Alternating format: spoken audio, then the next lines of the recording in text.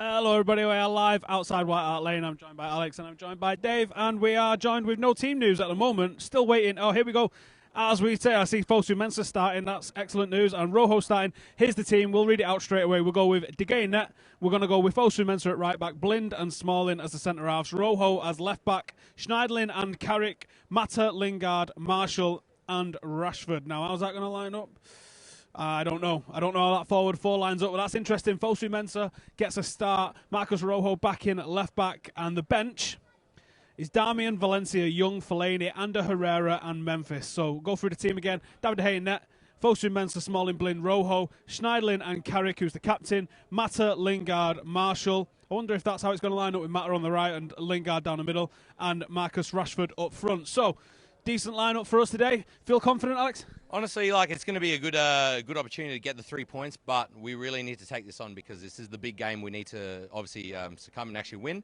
But look, obviously City are really pushing us now. We need to get the 3 points, otherwise it's going to be game over for us. Yep, I agree. I actually don't think it's an absolute nightmare if we lose here today. I think as long as we're picking up points in all of our home games, and I mean maximum points from our home games, I don't think it's a disaster if we don't pick up 3 points here. What do you reckon, Dave? Well, it'd be all right because what happens is West Ham are dropping points every week. So what's gonna happen? West Ham is they're gonna drop points and we're gonna drop points. It's not West Ham, it's City, isn't it? We need to get up. Well, City. Yesterday I was watching the City game, to be fair, and they could have lost, to be fair. And let's be honest. In the big games, we can be really good, but then we can be slapped back to reality. Well, like the Arsenal game, we were all confident going into the Arsenal game. I know it was quite a while ago, but we got slapped 3-0. So hopefully we can beat these and set kind of an agenda. But then again, we can get beat by Villa. So. Right, everybody, can you stick us some questions in if you've got any questions for us? FullTimeDEVILS starts. Ahead of Darmian, who's on the bench, ahead of Valencia, who's on the bench and been preferred there. What do you think's going on there? Honestly, I think he deserves it. He had a great game last week. So, look, give the kid a chance because, look, he can show what he can do for the next season and obviously the next years above. But it's one of those players that he needs to make his mark in the team. You know, we've got a lot of players that want to sort of secure their spot, like obviously Luke Shaw, he needs to get back as well. You know, you've got Rojo, you've got Smalling that are obviously, you know, securing their spots in the defence. But FullTimeDEVILS, he's a guy that's going to look promising in the future, and we want to have him sort of, you know, being one of those players that's going to be, you know, one of those, you know, secure kind of defenders that can really make his mark on the team. And I think he's going to be a prosperous player for United in the next few years to come. But he's not a right back though. And he's playing at right back. It's weird, isn't it? Yeah. He's not centre half either for me. After I've seen a lot of him in the 21s, a little bit of him in the 18s. No, he's not a squad player. He's a box-to-box midfielder in a Brian Robson mould. Yeah. He's the sort of guy that grips hold of a game by the throat, chokes it to death, talks shit about it while it's on the floor dying, and goes and scores mad goals. He's an absolute. He's a baller, for want of a better word. The guy puts it all over the place. Yeah. He scores goals. He stops goals. We've seen that. You know, he set a goal up and saved a goal last weekend. Yeah. He is a phenomenal player. Dave, talk to me. FullTimeDEVILS, right back, right choice, or does he need to play in the centre? I think what Van Gaal's done with that lineup, to be honest, is he's set up to counter Spurs. So he's going to come here, and I'd say he's going to take a draw because Rojo can be a centre back, so Rojo can't tuck kind of narrow, and so can FullTimeDEVILS because they don't have out-and-out wingers. Son and I'm not sure what their lineup is, but Son and Eriksen, they're going to be trying to drift inside. So what they're trying to do is basically get physical centre-back-like players to counter them. And what's going to happen with it? Also with Lingard, if he's going to play central, he's going to try to use Lingard's tenacity against Dembele and I'm not sure. I'm assuming Eric Dyer's playing central midfield, and he's a bit slow. So hopefully Lingard can run rings around him. But then again, he has to get his passing correct to control that kind of game. But when we look at when we look at like, it's a big performance, and like players like Carrick and Schneider need to put in a performance because that's when where the game will be won and lost. I absolutely agree. I think Carrick and Schneiderlin is going to be where this game is won and lost, or possibly drawn, which is what I do think is going to happen. And I do think we are very narrow, like you mentioned. The back four there's no natural wide players in there. Up front, we're talking at Martial, and we're talking about Well, we're talking about, I think on the wings it's likely to be Mata, who's going to be inverted. You're looking at Marshall, he's not inverted, but he likes to cut inside all the time. So there's going to be a complete lack of width from United today, which on one hand might mean we're very strong defensively. But on the other hand, we're going to have to look to either hit them through with through balls, and I'm not really sure that Lingard's got a through ball in him. I think he's more of a dribbler. Or you're looking for Mata to try and make a little bit of magic, or a through ball from one of the two deep-lying midfielders. So it's going to be an intriguing game, and I do think we're going to be set up quite strong against them. I think we've got some questions, so let's fire off some questions. What's the first one?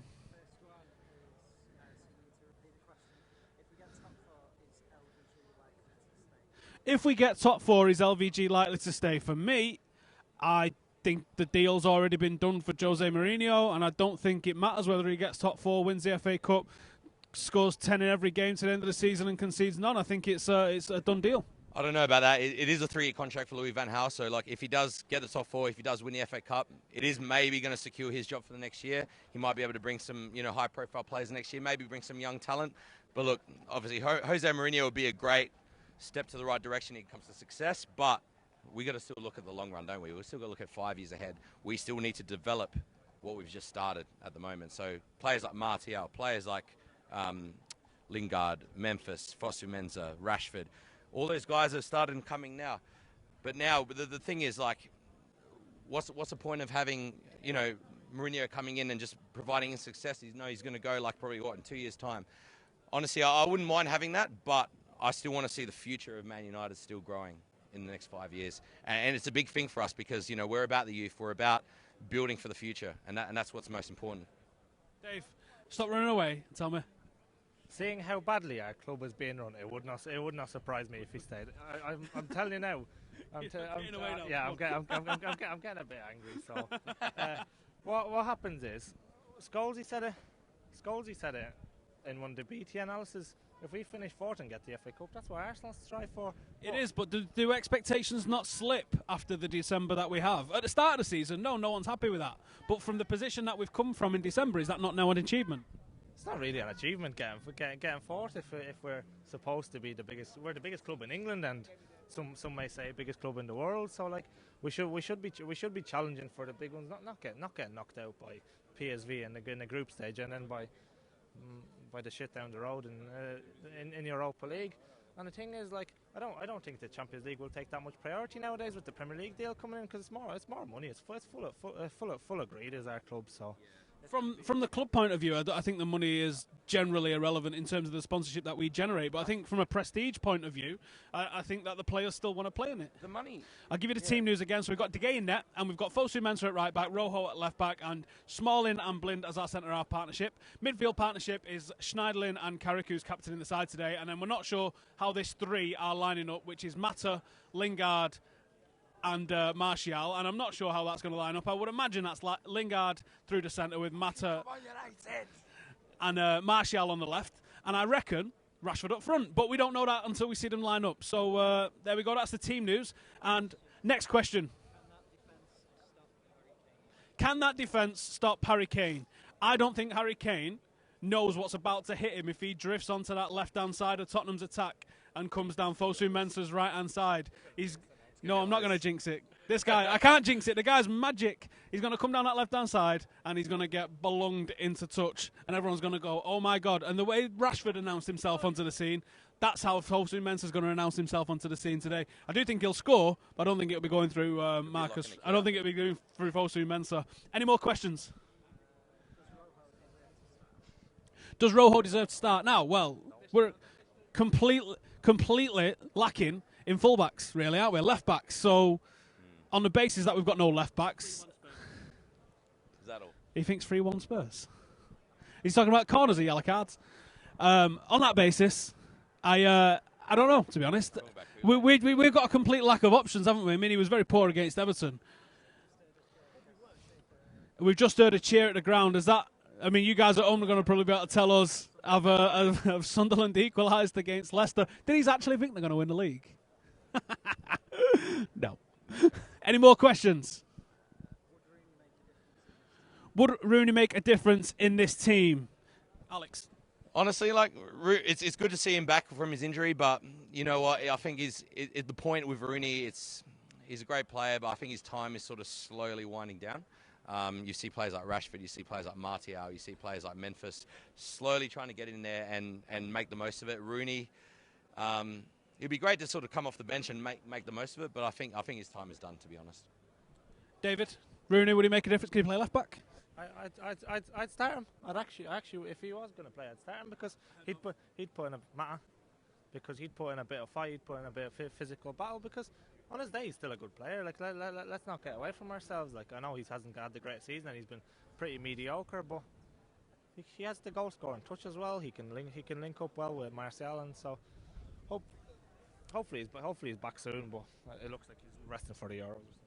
I do agree that Rooney would come in and make a difference to this team in the number 10 role. He can't go in ahead of Rashford because I think what Rashford's doing, nobody else is doing for us at the moment.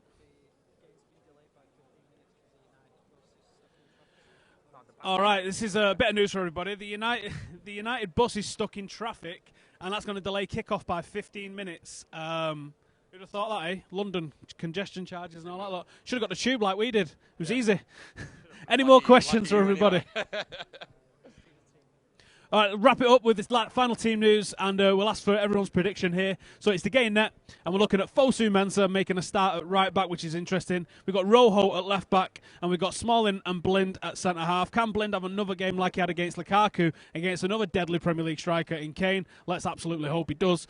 Schneiderlin and Carrick holding midfield, Carrick as captain, and then we've got the forward three of Mata, Lingard, and Martial, with Rashford leading the line. So it's about as good as we could have hoped for, I think. Not really any surprises, not really any shocks. No Fellaini, which is an absolute bonus for us. Let's go with score predictions, Dave. 1-1. 1-1 United. I'm going for 1-1 as well. 2-1. 2-1 for us. We have to. I don't think we do. I don't think we do have to. I think as long as we get 4 points from our 3 away games and win all the home games, that's 16 points. I think that's enough for 4th place. We still need to do the away games, to be honest, but I reckon 2-1 for us. Are we going to park the bus? I don't think we're going to park the bus. 2-1 after.